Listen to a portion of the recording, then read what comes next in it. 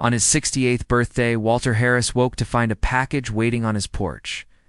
No card, no return address, just a brown box sealed with heavy tape. Inside was something that caught the morning light like liquid fire, a limited edition.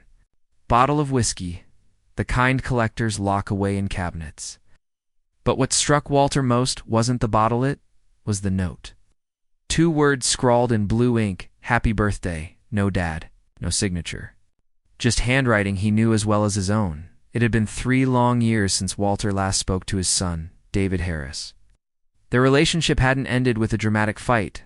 It had simply unraveled, one missed dinner, one silent holiday, at a time. And yet here was this gift, expensive and beautiful, sent by the same son who hadn't picked up the phone in years. But Walter wasn't the man he used to be. After a heart attack, he had sworn off alcohol forever.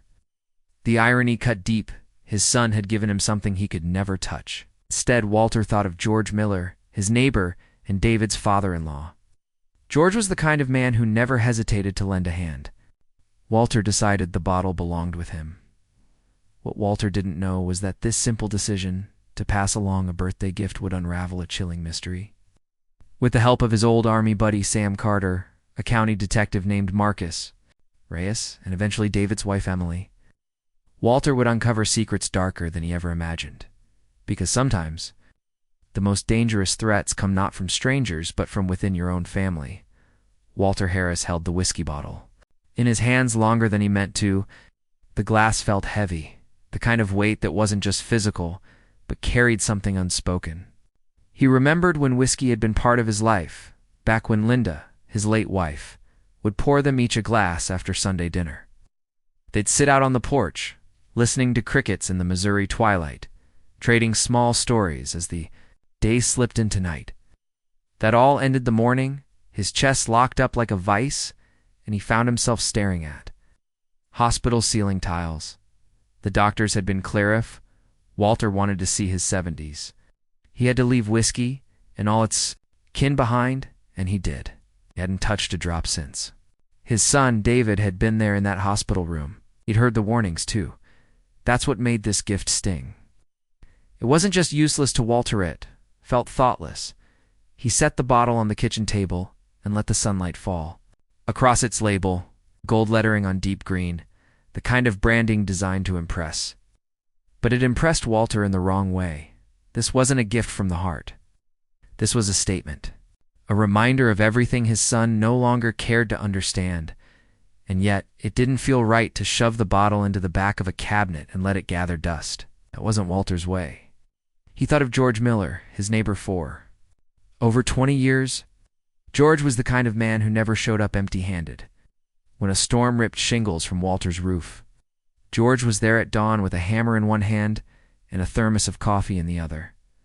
When Walter's truck stalled on a bitter January morning, George pulled his own pickup around without being asked. Men like that deserved something fine, something better than another six-pack from the corner store. So Walter made a decision. If he couldn't drink the whiskey, George could. Better yet, George would share it with his friends, make a memory. Out of it, maybe even tell a story about how his neighbor passed along a rare bottle instead of hoarding it. That thought eased the bitterness. By mid-afternoon, Walter had the whiskey buckled into the passenger seat of his old Chevy. The detail struck him as odd we buckle in a bottle. But some habits run deep. He'd always believed in taking care of what wasn't his. As he drove, the October light painted the fields in amber and bronze. Soybeans cut to stubble, stretched out like a patchwork quilt, the smell of wood smoke floating on the breeze. George's house came into view on a rise. At the edge of town, white-clapboard, a wraparound porch, the kind of home you see on postcards. George opened the door before Walter even knocked. Sawdust clinging to his boots, a red flannel shirt rolled up at the sleeves. His eyes went straight to the bottle. "What's this?" George asked, stepping closer. Walter handed it over. "From David. Figured you'd enjoy it more than I would." George turned the bottle slowly in his hands, whistling under his breath. "This is something else. It's a kind of thing you save for a special night. It's going to make tonight special," Walter said. George grinned. "I think I will." Thank you, Walter. The exchange felt right, even good. Driving back home, Walter let himself imagine George and his wife sitting on that porch with glasses in hand, savoring something rare. For a moment, he even felt lighter. But as the sun dipped lower, Walter couldn't quiet the nagging thought that sat at the back of his mind. Why would David, a man who rarely spent money without asking for some in return, suddenly send his father such an expensive gift? It wasn't like him. Not now, not after 3 years of silence. Walter tried to dismiss the suspicion, telling himself not everything had to have a reason. But deep down he knew better. Family rifts don't heal with grand gestures. They heal with words, and David had offered none. Just a bottle, just a note that said almost nothing. That night, Walter fixed himself a pot roast, the smell of onions and carrots filling the empty house. He ate alone, the tick of the wall clock filling the silence. He didn't know it yet. But the decision to give that whiskey away, the simple act of kindness to a neighbor, had already set events into motion. Events that would soon draw him into a battle, not just for answers, but for survival. Walter Harris thought little more about the whiskey once he placed it in George Miller's hands. He slept that night with a rare sense of relief, grateful the bottle was out of his home. But by sunrise, that relief vanished. The phone rang just as Walter was finishing his morning coffee. Caller ID showed Linda Miller, George's wife. Her voice came through tight and urgent. Walter, George collapsed. This morning? He could barely stand. They've rushed him to St. Luke's. The doctors, they think it might be poisoning. Walter froze. The word poisoning hit him harder than any hammer George had ever swung. He set the phone down slowly, his eyes drifting toward the empty spot on the kitchen counter where the whiskey bottle had rested. Less than 24 hours earlier, he drove to the hospital, gravel crunching under his tires as if the world itself knew the weight of what he carried. The sight of George through the glass window of the ICU was enough to twist Walter's stomach. George looked smaller, weaker. Tubes and monitors now did the work his body could not. Linda sat close, her hands clasped so tight her knuckles blanched. Walter asked the question he already feared the answer to. Did George drink any of that whiskey last night? Linda nodded slowly. Just one glass. Said it was the smoothest he'd ever had. Her eyes searched Walter's face. Why, do you know something? Walter swallowed hard. His heart pounded with the memory of a small mason jar still sitting in his refrigerator, the sample he had poured when the bottle first arrived. He also recalled the strange, unlabeled plastic vial he had noticed in his trash the day before, a vial he hadn't remembered throwing away. He excused himself gently and stepped into the hallway. With trembling hands, he called Sam Carter, his old army buddy, who now ran a veterinary lab just outside town. Walter's voice was low and firm. Sam, I need a test done. Quietly, I've got a jar of whiskey and maybe something else. Can you check it for me? Sam didn't hesitate. Bring it by tonight, I'll take care of it. That evening, Walter wrapped the mason jar in a paper bag and drove the back roads to Sam's lab. The parking lot was empty, the lights inside dim except for the glow over Sam's desk. He took the bag, unwrapped the jar, and gave Walter a long look. You're not going to like what I find if my hunch is right, Sam muttered. Walter sat in his truck outside, the engine idling as the sky darkened. His mind spun back to the phone call he had received the night before. David had asked casually if he'd tried the whiskey yet, when Walter told him he'd given it to George instead. David's silence had stretched like a noose tightening. The next day, Sam called with the results. His voice was grave, each word weighed like stone. Walter, there's something in that whiskey. White snake root. In the right dose, it'll stop a man's heart. This wasn't an accident. Someone knew exactly what they were doing. Closed his eyes, gripping the phone so hard it hurt. White snake root was a plant toxin, rare but deadly, once infamous for killing cattle in the Midwest, and now it had nearly taken George's life. The reality settled in like winter frost cold, unrelenting. His son hadn't just sent him a thoughtless gift, he'd sent him a weapon. Walter's thoughts went back to the plain white card with its 2 hollow words. Happy birthday. It wasn't a greeting, it was a message. And now, George Miller lay in a hospital bed fighting for his life because Walter had trusted it enough to pass along for the first time in his life. Walter felt the kind of fear that doesn't raise its voice, it whispers. It reminds you that the threat isn't out there somewhere in the shadows, it's in your own bloodline. It's written in handwriting you can never forget. Walter Harris sat in his living room long after midnight. The hospital's fluorescent. Walter's eyes drifted toward the worn oak desk in the corner, a piece that had once belonged to his late wife, Linda. He hadn't opened its drawers in months. Tonight, though, he felt drawn there, as if the desk itself might hold an answer. He pulled the chair back and eased into it, the smell of old cedar and paper rising like a ghost. He slid open the bottom drawer, and there it was. Battered blue folder he'd almost forgotten about. Linda had always been meticulous, keeping her own records separate from his. Walter hesitated before lifting it out, his fingers brushing over her handwriting on the cover. For Walter. Inside, he found things that didn't make sense at first. Bank statements from accounts he'd never known about. A deed to a small house in Santa Fe, titled solely in her name. A life insurance policy not for him, not for David, but for his granddaughter, little Abigail. And tucked in the back, a letter addressed directly to him. Walter unfolded it slowly, his hands shaking not from age, but from fear of what he might read. Linda's words spilled across the page in careful script. Walter, if you are reading this, it means time has caught up with us. I need you to know something I've suspected for years. David doesn't see you the way you hope he does. He sees what you own, what he believes he's owed. I have put some things aside so you'll have choices if that day comes. If he pushes you, do not bend. Protect yourself. Protect what matters. If all else fails, use the Santa Fe house as a safe harbor.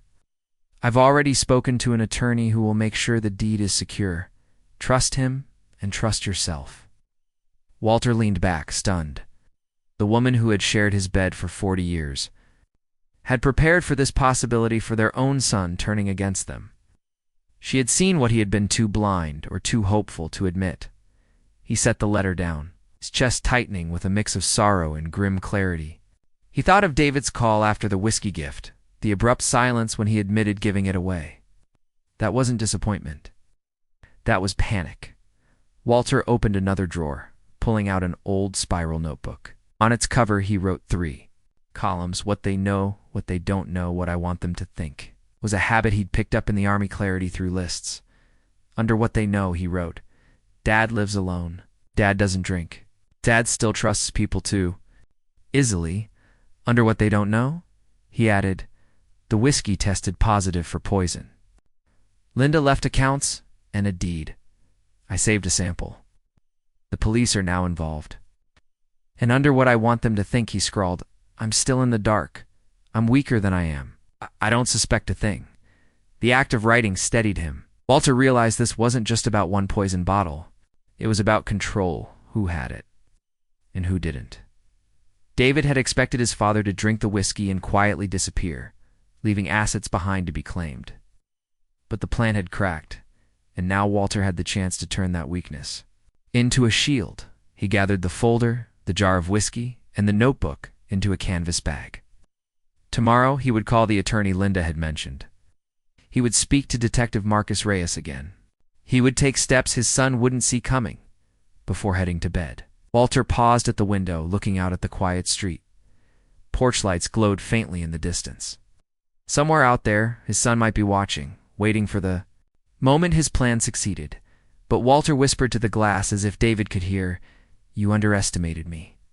You underestimated your mother. And that was your first mistake. He turned off the light, carrying the blue folder with him upstairs. For the first time in weeks, Walter felt not only fear but also resolve. Whatever storm David had set in motion, Walter wasn't going to face it empty-handed. The next morning, Walter Harris rose earlier than usual.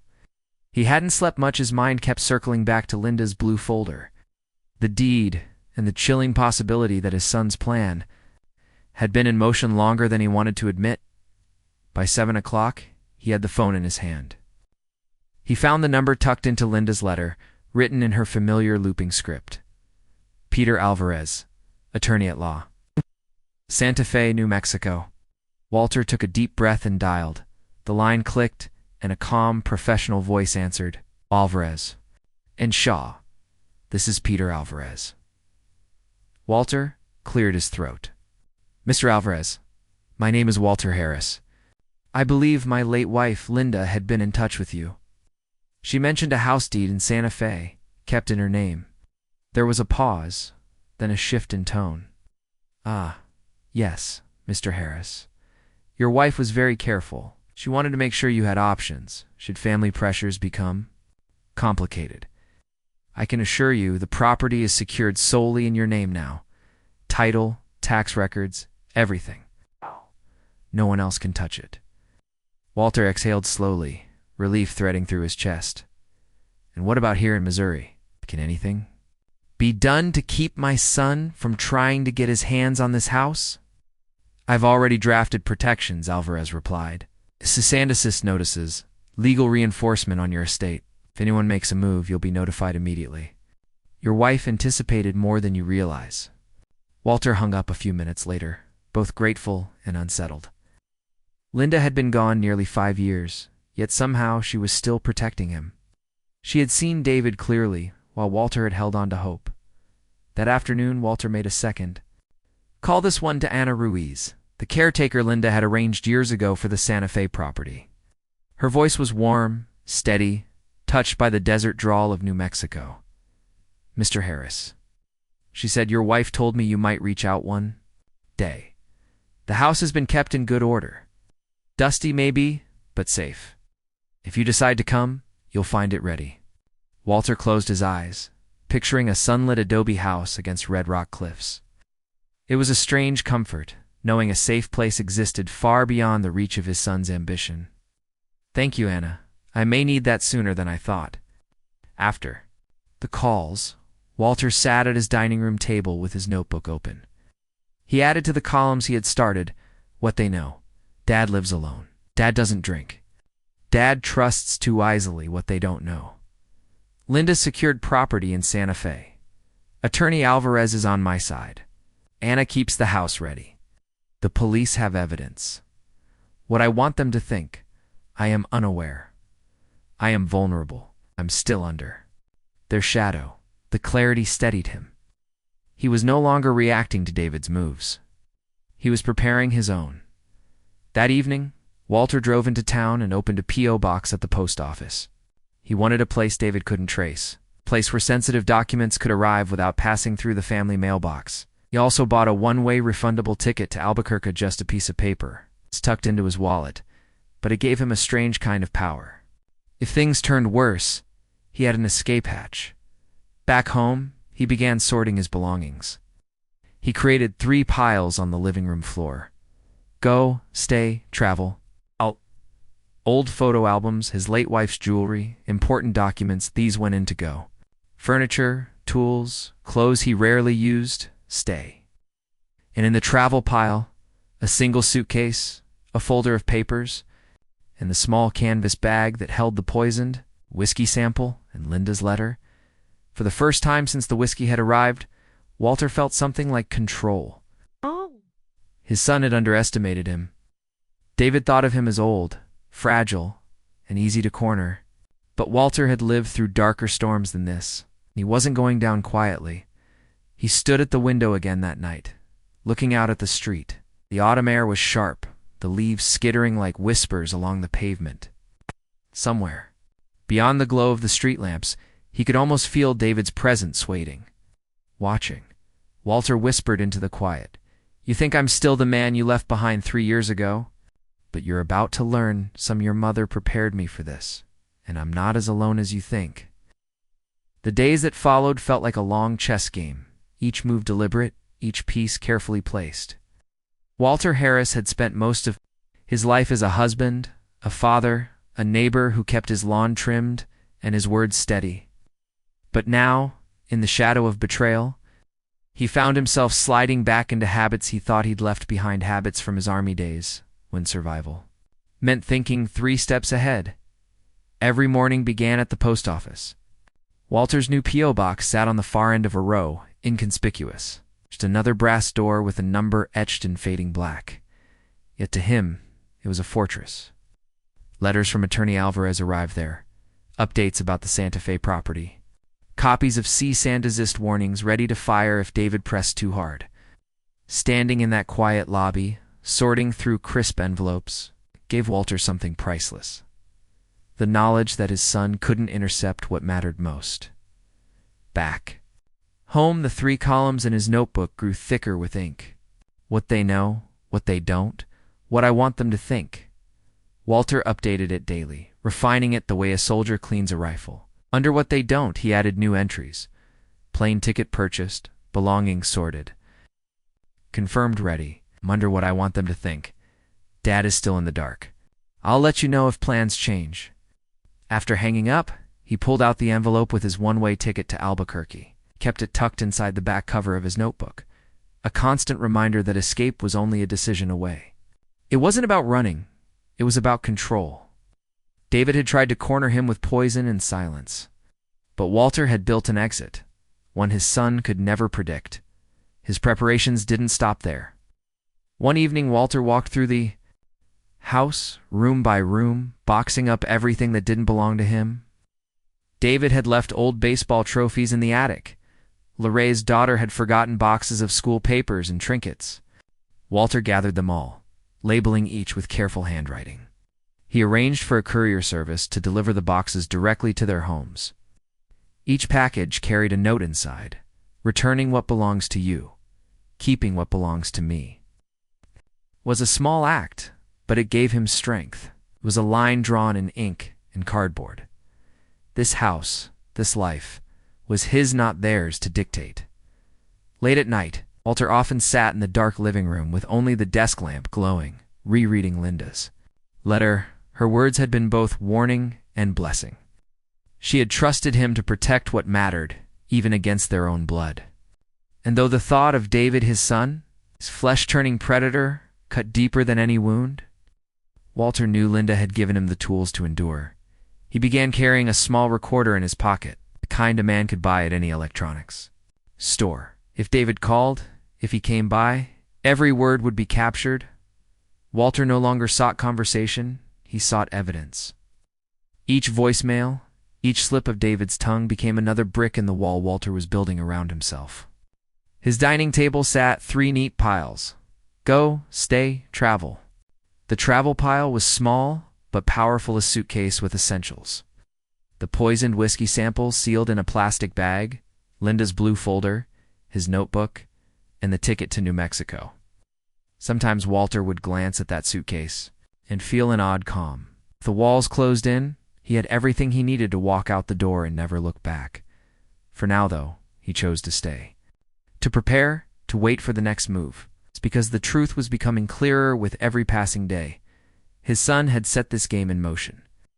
But Walter intended to be the one who finished it.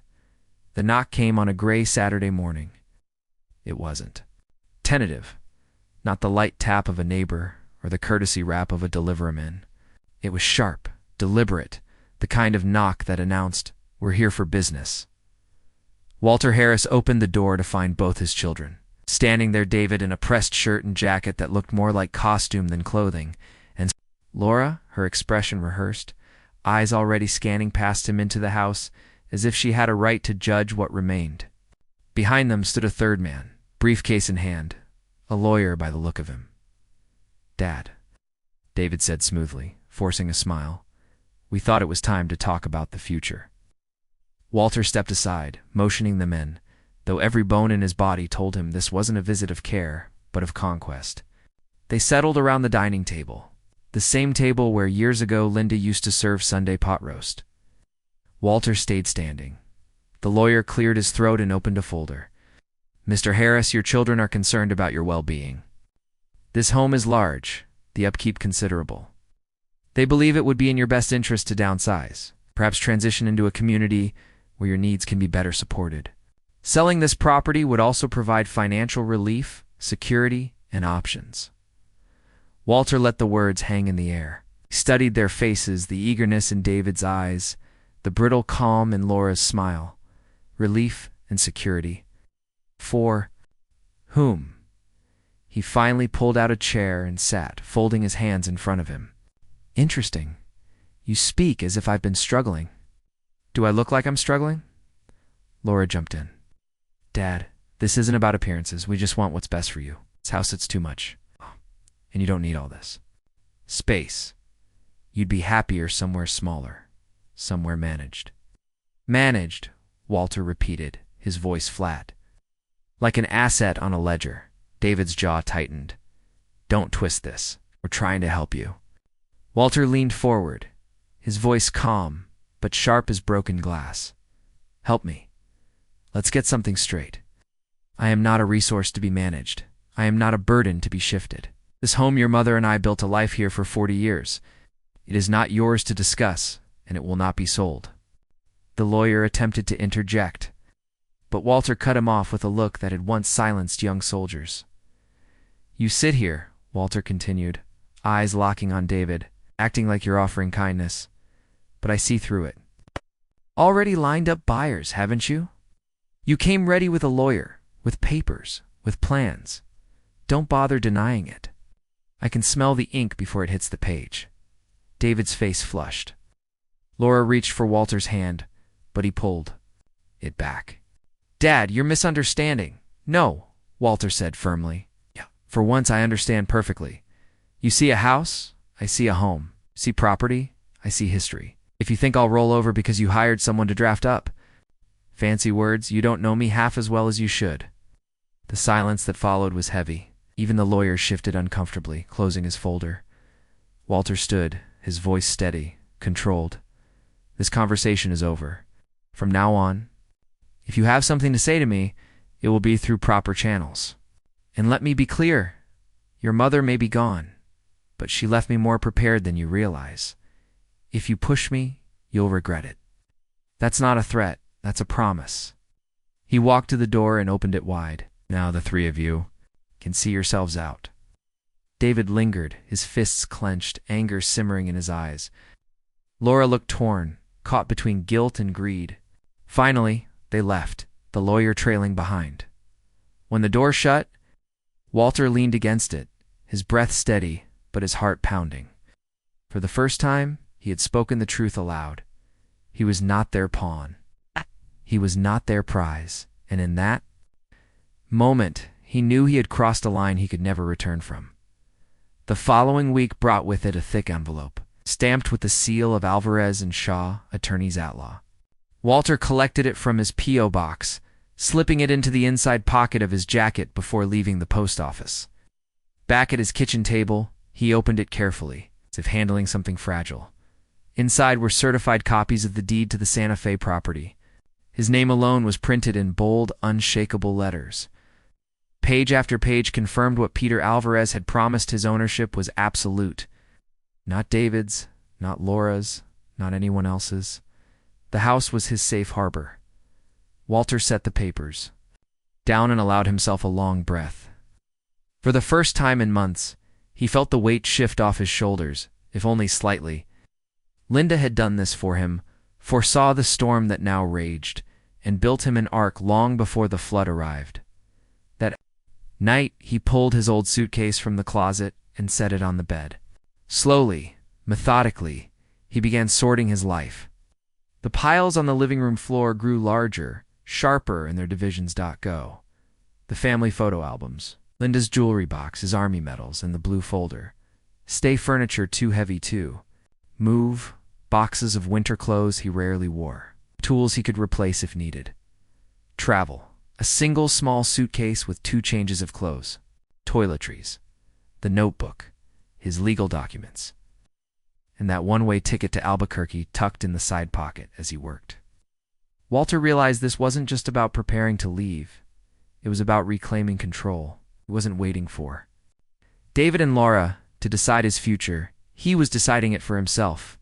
In the attic, he found cardboard boxes marked with his children's handwriting, David's baseball trophies, his college yearbooks, and Laura's stack of school awards tied with a pink ribbon. Dust had settled thick across the lids, but the memories were sharp. For years he had kept them safe, as any father would. But Looking at them now, Walter understood the truth. These things no longer belonged in his home. He carried the boxes downstairs and arranged them neatly by the front door. Each box got a small note taped to the top, his handwriting steady and deliberate. Returning what belongs to you, keeping what belongs to me. Asterisk, the courier service arrived the next morning. Walter stood on the porch as the driver loaded the boxers into the truck. Watching them disappear down the street gave him a strange sense of relief, like closing a door that had been left open too long. Inside, the house felt lighter, cleaner. No longer a storage unit for children who had abandoned him until they smelled inheritance. It was his space again, pared down to the essentials, infused with the quiet strength of ownership. That evening, Walter placed the Santa Fe deed and Linda's letter back into the canvas bag with the whiskey sample, set it in the travel pile, zipped tight, ready to grab at a moment's notice. Then he sat by the window with a cup of tea, watching the autumn leaves scatter in the wind. Asterisk for the first time.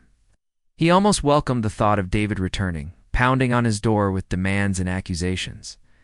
Let him come, Walter thought. Let him see the empty spaces where his old trophies once sat. Let him read the note taped to the box. Protect yourself, protect what matters. And for the first time, Walter truly believed he could. It didn't take long for the storm to arrive. 2 days after the courier hauled away the last of the boxes, Walter Harris heard the crunch of tires on his gravel driveway. He rose from his chair by the window and watched as a black SUV pulled in too fast, spitting stones against the siding. David climbed out, slamming the door behind him. His face was flushed with anger before he even reached the porch, the pounding. On the front door rattled the glass. Dad, open up. We need to talk now. Walter opened the door, but only halfway, keeping the solid oak between them like a shield. You've made your intentions pretty clear, David. What more is there to say? David pushed against the doorframe, his voice rising. What is this stunt with the boxes? You think sending my things back proves something? You're being selfish? Do you know how this makes us look? Laura's in tears, and you, Walter, cut him off, his tone calm, almost clinical. I returned what belonged to you. I kept what belonged to me. Yes. That's not selfish. That's clarity. David's jaw clenched. Clarity or paranoia? You're letting that old house and Mom's death warp your judgment. You can't handle this place anymore, and everyone knows it. You're dragging this out just to spite us. Walter studied him, noting the flush in his cheeks, the way his hands twitched at his sides. He remembered that silence on the phone, after George Miller collapsed, the panic that had given David away. And now here he stood, trying to play the role of the dutiful son, but cracking at the edges. You talk about spite, Walter said evenly, but I've seen what you're capable of. That bottle you sent? The one you hoped I'd drink? George is still fighting for his life because of it. For a split second, David's mask slipped. His eyes flickered. His mouth opened, but no words came. Then he recovered, shaking his head. That's insane. You're inventing stories now? It's poison? Are you listening to yourself? Walter didn't flinch. I've got evidence. I've got people who know more than you think. So don't stand here and pretend you're worried about my well-being. You're worried your plan failed. You're furious that I'm still standing.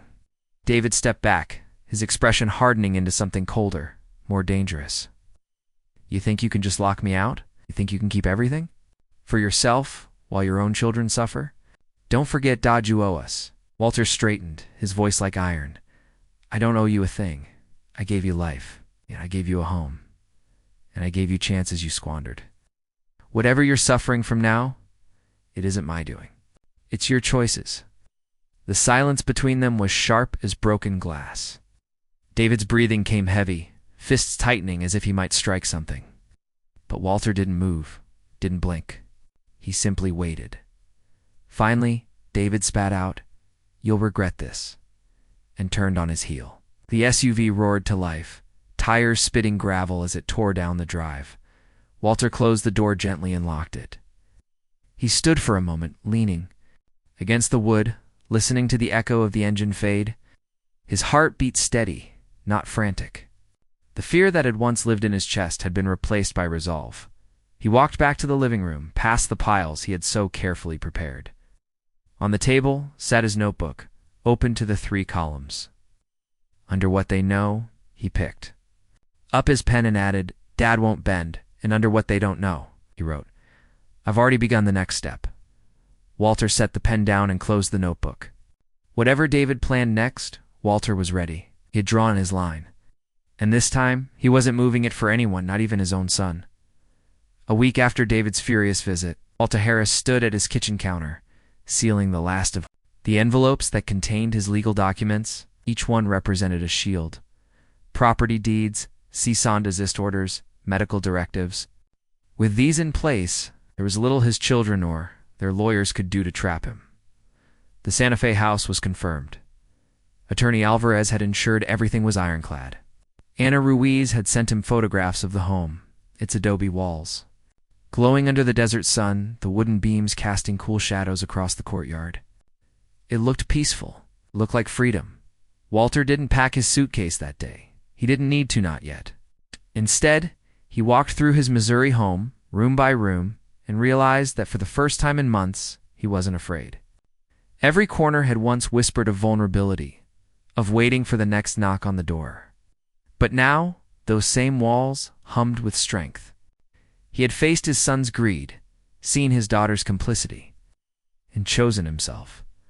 That evening, he sat by the fireplace, Linda's blue folder resting on his lap.